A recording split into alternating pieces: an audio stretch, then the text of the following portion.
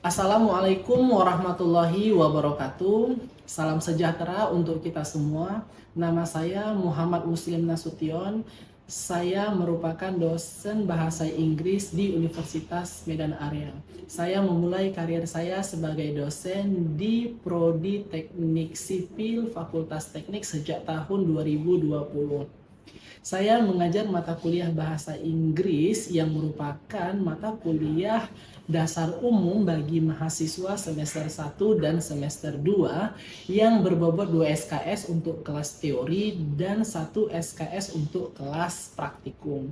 Mata kuliah bahasa Inggris di kelas teori berfokus pada peningkatan keterampilan membaca dan menulis yang harus dikuasai oleh mahasiswa, sedangkan di kelas praktikum mahasiswa berfokus pada keterampilan berbicara dan mendengar atau menyimak.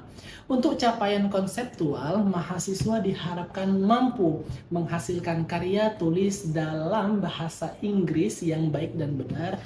Untuk capaian soft skill, mahasiswa diharapkan mampu menggunakan mendengar, membaca, berbicara, dan menulis dalam konteks bahasa Inggris untuk keperluan akademik dan juga di dalam kehidupan sehari-hari.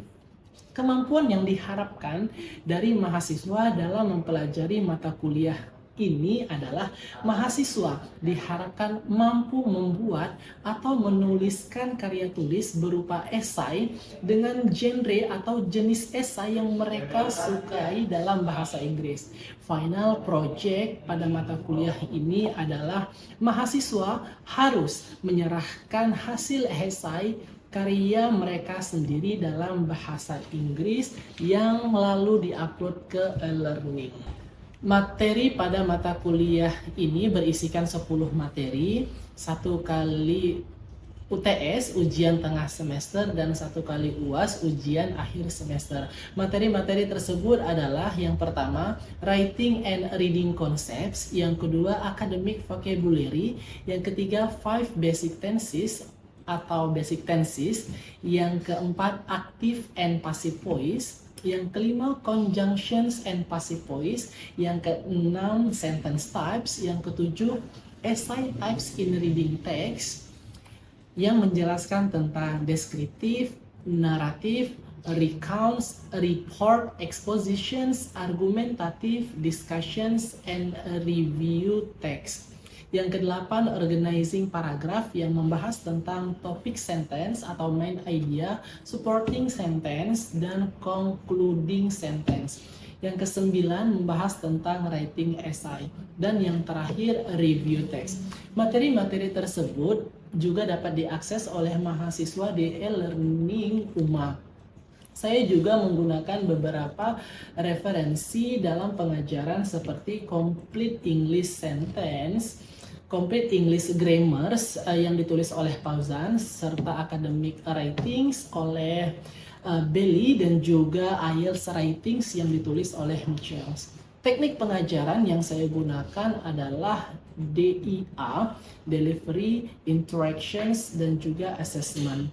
Pada teknik delivery, biasanya saya menggunakan metode ceramah yang dibantu oleh PowerPoint yang saya gunakan, yang saya persiapkan, atau video dari YouTube. Saya menyampaikan materi sesuai dengan perangkat pembelajaran yang saya persiapkan.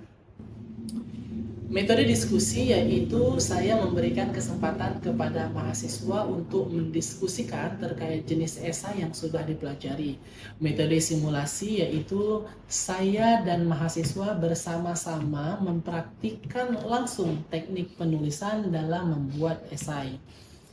Metode drill yaitu pemberian latihan kepada mahasiswa terkait soal-soal grammar yang berkaitan dengan pembuatan paragraf di dalam esai. Pada teknik interactions, saya berusaha melakukan interaksi yang baik di dalam dan di luar kelas dengan mahasiswa. Dan saya menjadi fasilitator bagi mereka dalam bertukar ide dan gagasan. saat berinteraksi di luar kelas, saya berusaha memberikan respon terbaik kepada mahasiswa terkait permasalahan-permasalahan yang mereka alami saat perkuliahan dengan menggunakan media digital seperti WA, email, dan lain sebagainya. Pada teknik assessment, saya memberikan penilaian berdasarkan ketentuan universitas yang terdapat pada kontrak perkuliahan yang saya share kepada mahasiswa di pertemuan pertama. Indikator untuk menilai kemampuan mahasiswa juga dapat dilihat di RPS yang saya susun agar mahasiswa dapat mengukur kemampuan yang sudah mereka kuasai. Untuk mata kuliah bahasa Inggris, saya selalu memberikan latihan kepada mahasiswa di tengah dan di akhir perkuliahan agar mereka dapat menguji kemampuan pengetahuan yang mereka dapatkan berkaitan dengan materi pembelajaran yang telah saya berikan terlebih dahulu. Berikut penilaian yang diberikan kepada mahasiswa: kehadiran 10%, tugas 50%, UTS ujian tengah semester 15%, UAS ujian akhir semester 25%. Kemudian saya juga berusaha memberikan feedback atas tugas-tugas mahasiswa. Biasanya kami bersama-sama membahas jawaban dari soal-soal tersebut setelah mahasiswa menyelesaikannya di dalam kelas atau mengumpulkannya di e-learning. Berikut adalah cuplikan video pengajaran yang saya lakukan di dalam kelas. Assalamualaikum warahmatullahi wabarakatuh. Salam sejahtera untuk kita semua. How are you guys? I'm fine. Thank you so much. Before we start, sebelum kita mulai, before we start this lesson, we do pray first. Coba kita berdoa bersama belief. Coba kita berdoa berdasarkan kepercayaan kita masing-masing. Praying is hard. Berdoa dulu.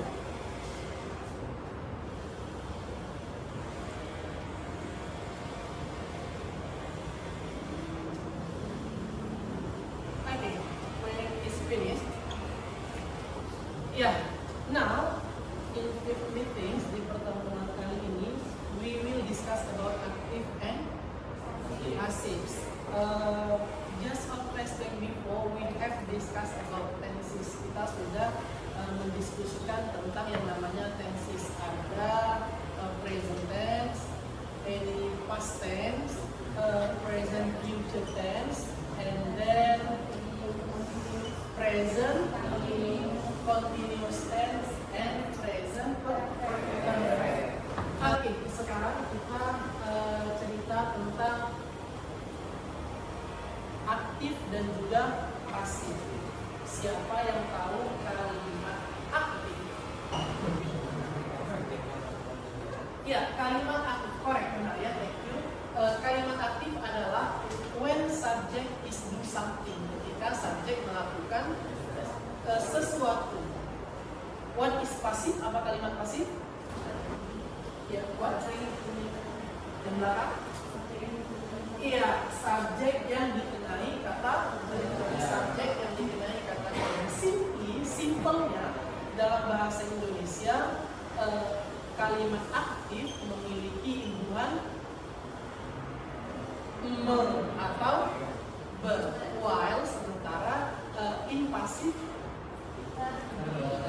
memiliki imbuhan di atau ter. Lihat ini ya, in English, in the active voice, the sentence subjects perform the actions. Itu tadi ya. The passive of an active tense is formed by putting the verb to be into the sentence as the active verbs. Oke, itu kalimat aktif. Oke, di sini ada present tense, past tense, past participle. Past participle nama lain dari yang namanya present perfect. Ini ya. In Ini past participle, ini present perfect. Being kita menggunakan being dalam present continuous, gitu ya. Present tense kita menggunakan to be is mr. Kalau dia past tense menggunakan to be was were. Kalau present participle atau present perfect menggunakan been, dan juga present continuous menggunakan being. Seperti itu ya. Here is the examples. Ini ada contoh present tense. He eats mango. Dia makan mangga. Dan kalimat pasifnya iya, mango is eaten by him. He eats mango. Dia makan mangga. Mango is eaten by him. Mangga dimangga oleh dia, olehnya. Oke ya, jadi selalu menggunakan verb 3. Is eaten, dimakan. Is eaten, dimakan. Dipelajari. Is learned, dipelajari. Is learned. Materi itu dipelajari. Ya, the material is learned. The material is materi itu dipelajari. Membeli. Buy. Dibeli. Membeli. Buy. Dibeli. Is book. Is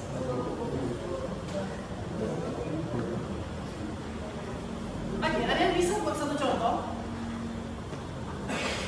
Kalimat aktif diubah ke dalam kalimat pasif untuk present tense. Oke, ya.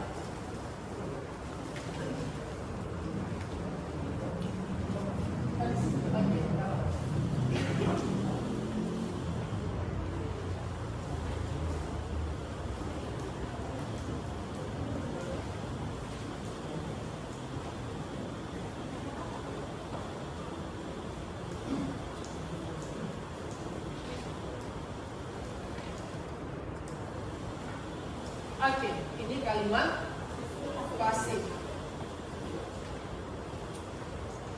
Drink dan drunk? Drunk. Oke.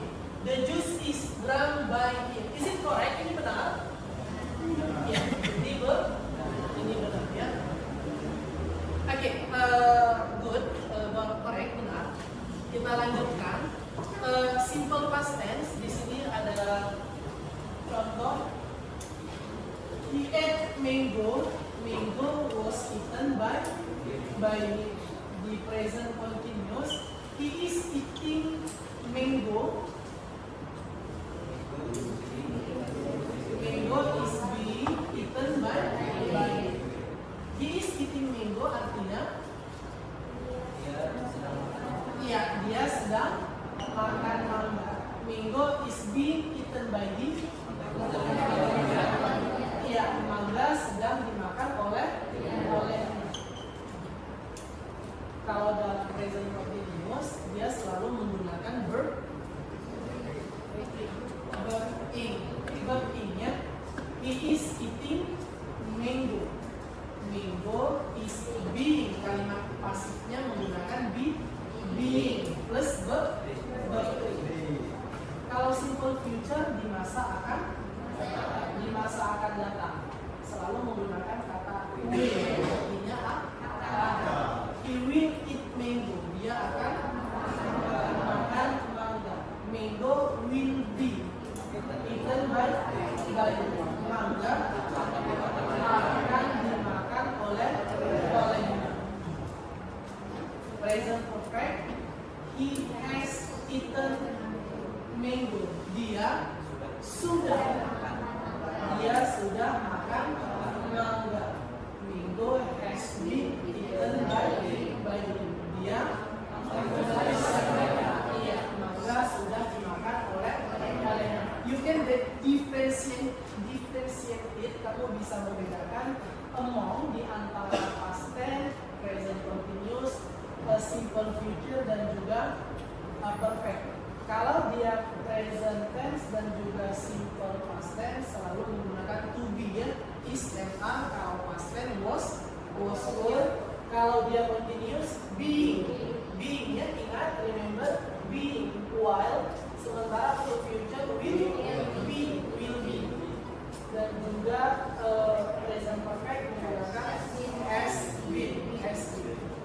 All the verbs is always verb 3. Verbnya selalu menggunakan verb 3. Okay, here is the exercise.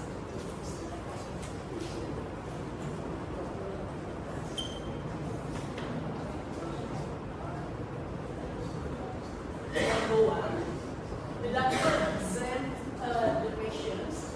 Number 2, Mr. James will analyze this problem. Number 3, the psychologist studies people behavior. Number 4, they are discussing serious problems. And number 5, Tom bought a new problem solving. One answer number 1. Siapa yang mau jawab nomor 1? Okay, ya. Please alright.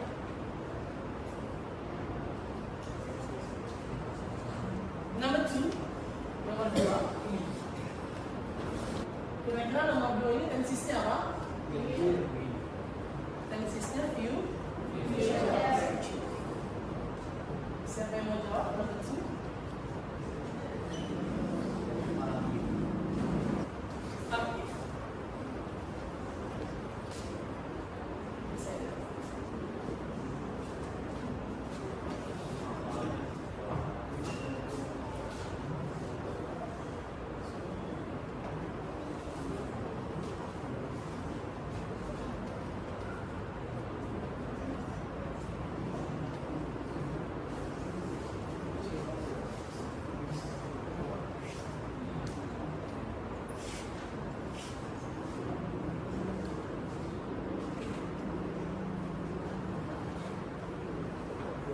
Number 3, who want answer? Akhir.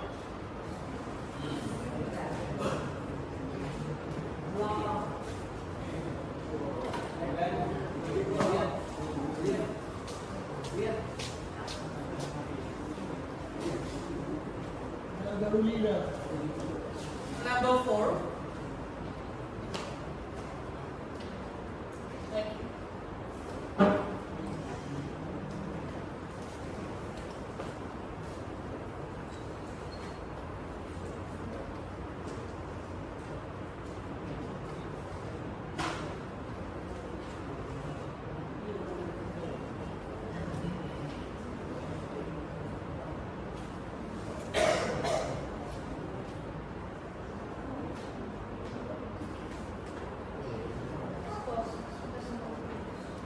Okay.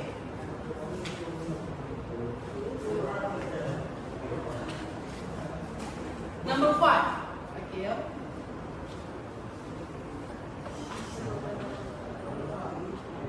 Number 3.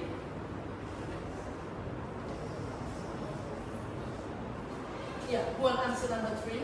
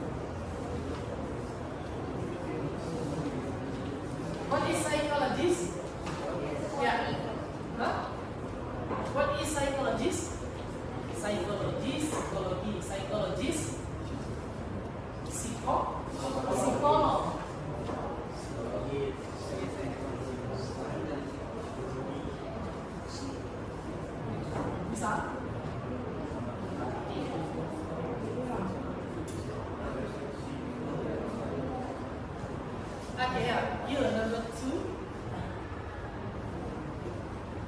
Yeah, here number 2.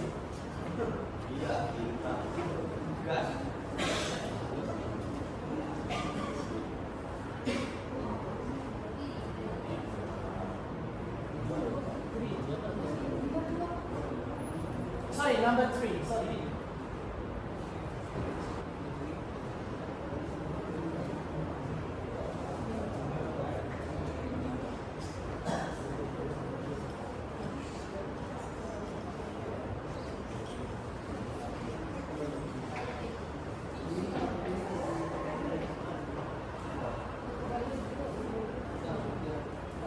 Okay, let's check together. Yeah. Number 1 is yeah. Number 2. Number 2 is number 3 here. Number 4. Yeah, number 4 consists to it. Number 5 this. The doctor examines the patients was examined by the doctor. Kira-kira number 1 itu tensisnya apa? Iya, kalimat past tense. So menggunakan kata was. Is it correct?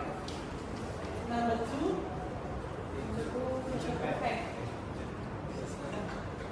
Ini tensisnya apa? Future tense. Mr. James will analyze these problems. It should be harusnya will be. His problem will be analyzed by Mr. James. Yeah. Will be dia. Oh, ini maksudnya will be. Okay. Number 3, the psychologist studies people behaviors. Ini tensisnya apa? Benar ya? Ini benar. People's behavior is studied by psychologists. People's behavior, perilaku masyarakat dipelajari oleh psikolog. Number 4, they are discussing the serious problems. Serious problems are being discussed by them. Serious problems are being discussed by them. Ya, is it correct ya? Benar.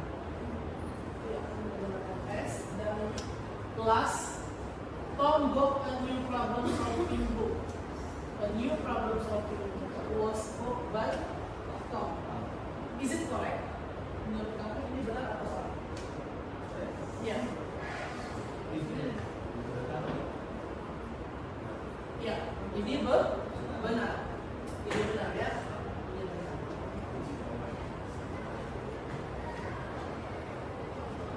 Ya, so far any questions? Ada pertanyaan? Oke, ya. Good. Ada pertanyaan, apakah ada words that cannot be passive? Apakah ada kata yang tidak bisa dijadikan kalimat pasif? Jawabannya ada. Ada beberapa kata yang tidak bisa dijadikan kalimat pasif. Namanya transitive ya. Itu adalah kata yang tidak, kata kerja yang tidak membutuhkan objek seperti go. Dia tidak ada objeknya. Dia langsung complements. Going to school, pelengkap. Kelihatan ke depan. Come. Jadi tidak ada kata kalimat saya dipergikan, tidak ada kan? I think enough for today. Saya rasa cukup untuk hari ini. Ya, this materials is exist in the e-learnings. Materi ini ada di e-learnings dan juga don't forget to do the absence di attendance list. Kamu juga harus absen di sana.